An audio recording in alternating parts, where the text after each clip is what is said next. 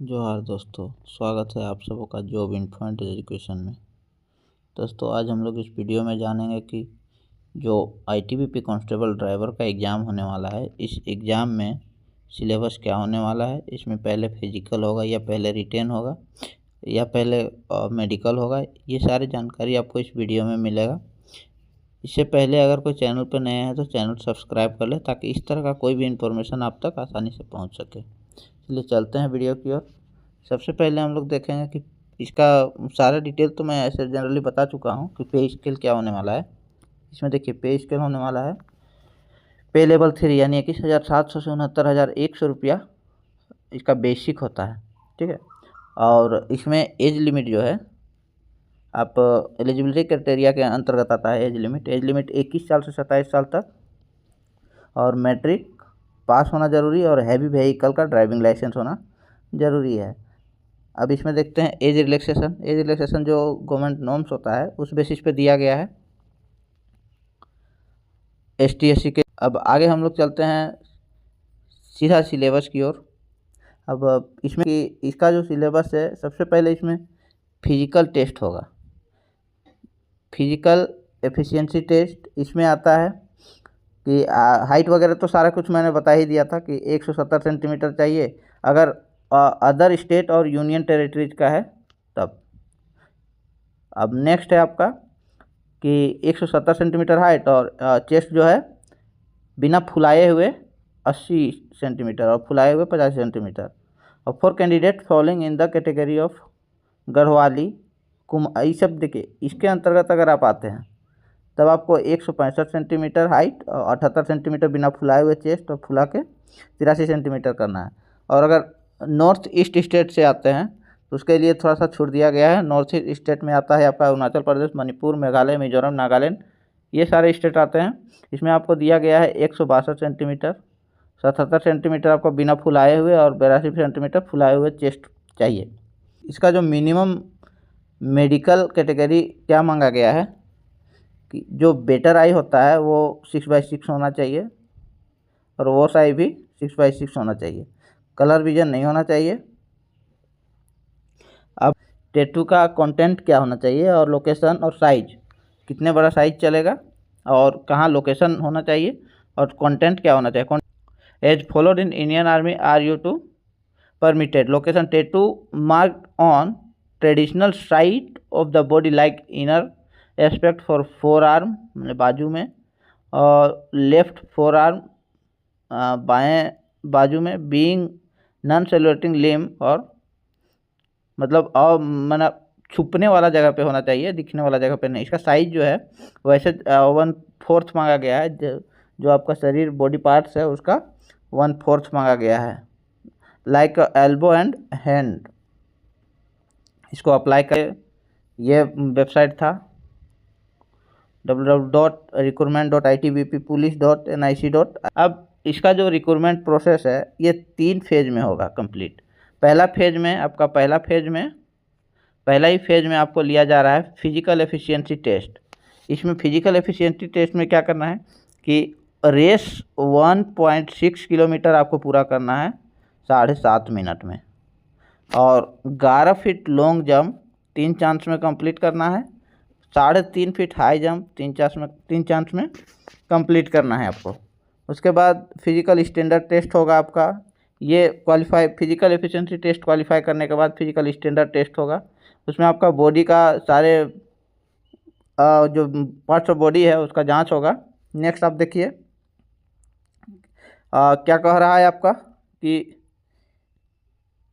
PET will not to be held for ex serviceman. PET जो ex serviceman है उनके लिए नहीं है।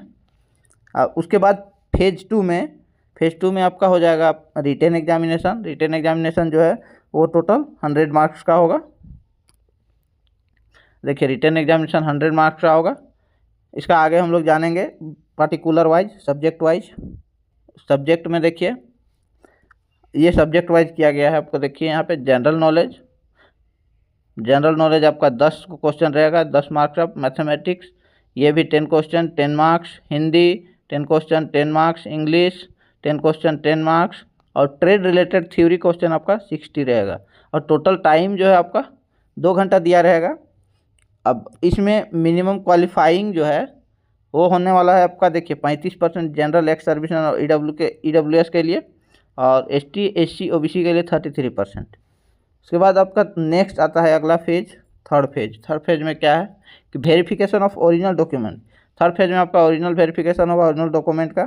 इसमें आता है डेट ऑफ बर्थ, कि educational certificate, date of birth, valid heavy vehicle driving licence, professional experience certificate, ये सारे आता है आपका डॉक्यूमेंट वेरिफिकेशन। इसके अलावे आपसे प्रैक्टिकल टेस्ट पूछा जाएगा, प्रैक्टिकल स्किल के बारे में पूछा जाएगा, तो उसमें इन सारे पॉइंट को आप अच्छे से देख लोगे। ये भी मार्क है आपका 50 मार्क्स का रहेगा प्रैक्टिकल। इसमें है आपका all check before engine starting and knowledge about vehicle sensor and signal and rear view mirror adjustment. आपको गाड़ी स्टार्ट करने से पहले ये सारे सिग्नल और व्हीकल सेंसर और रियर मिरर एडजस्टमेंट के बारे में बताना होगा। फिर next, smooth straight head driving with gear changing, top gear speed change to lower gear from top gear in different traffic condition, ये आपको नेक्स्ट में बताना होगा। और नेक्स्ट है आपका vehicle uphill and downhill operation, stop and restart at steep gradient without rolling back.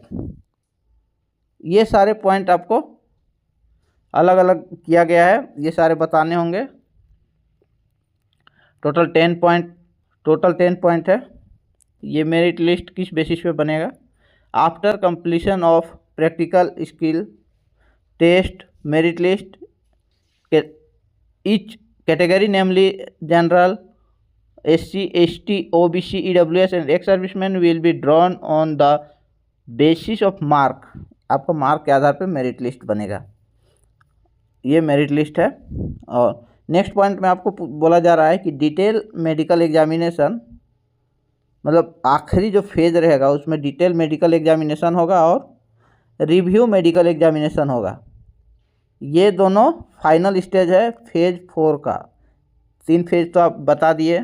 पहला phase आपका रहेगा कि PET, दूसरा फेज रहेगा रिटेन एग्जामिनेशन, तीसरा फेज रहेगा डॉक्यूमेंट वेरिफिकेशन,